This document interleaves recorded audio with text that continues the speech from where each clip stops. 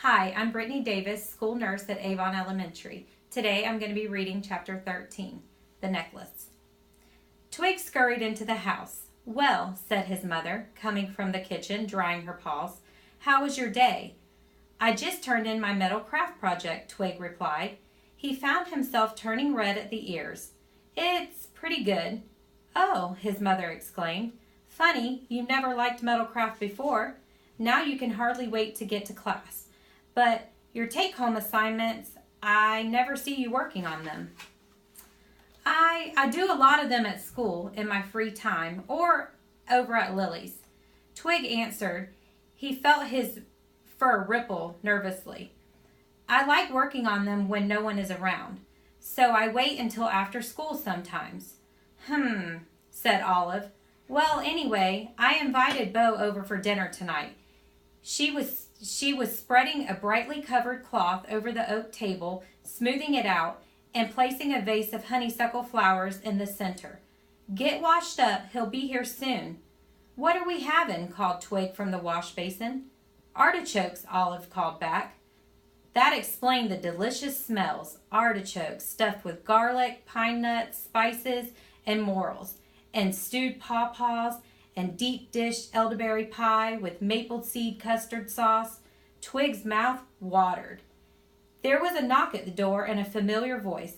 "Hello! Your guest has arrived," Bo hollered as he hobbled into the house, his gait stiff and slow. The kitchen glowed with the warmth of good food being prepared. Twig smiled and greeted the elderly raccoon with a paw shake. "Hi, Bo," he said. "Mom made some of your favorites." "Ah, is it elderberry pie I smell?" "Everything's ready," Olive sang out from the kitchen. "Bo, have a seat."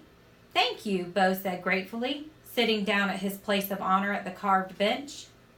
Olive's steamed artichoke dish was filled the air with its savory aroma, and Twig took note of the elderberry pie, still warm, waiting to be sliced, bursting with its juicy dark purple berries. Bo gave Twig a glance. "So, Twig," he said, carefully spreading a checkered napkin on his lap, "tell me about your classes. How is school going?" "Pretty good, I guess," Twig answered. Bo took a large spoon and began to serve up the plump artichokes. Satiny gravy coated the chunks of the morels and wild onions as he spooned a hefty portion onto Twig's plate. "Just pretty good?" Bo asked. "I hear it's much better than pretty good." Twig grinned.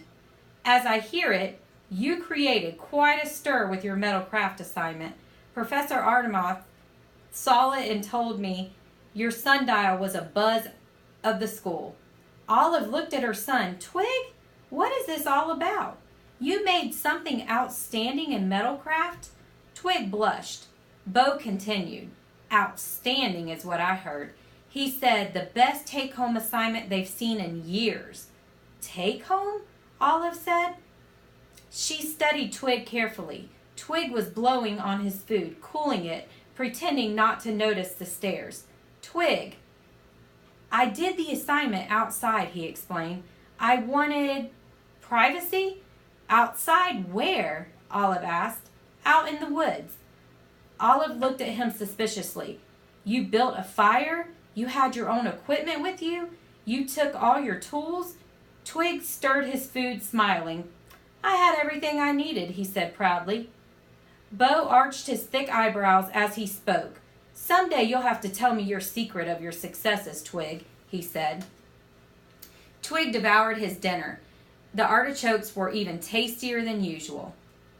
Although Twig's classroom work often still ended badly, Professor Burdock called him woodpecker toes.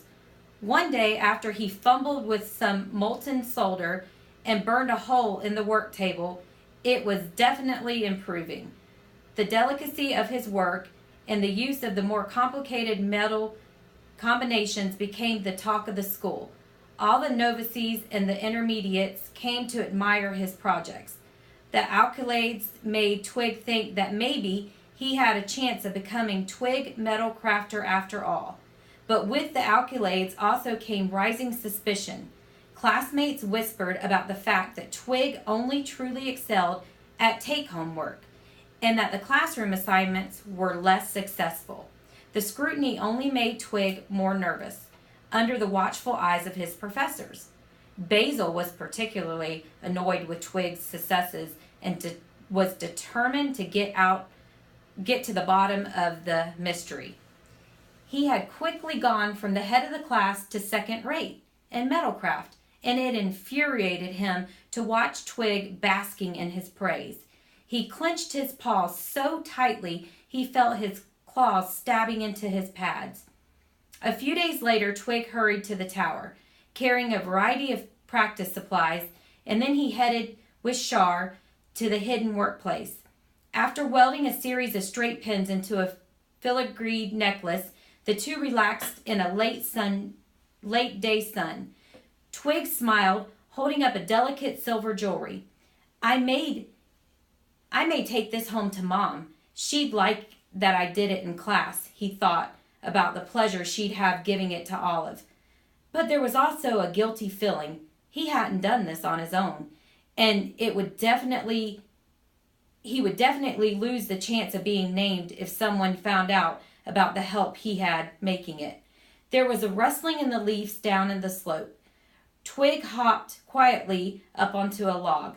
Up on the hill, through the toothwort and wild ginger, came Professor Burdock.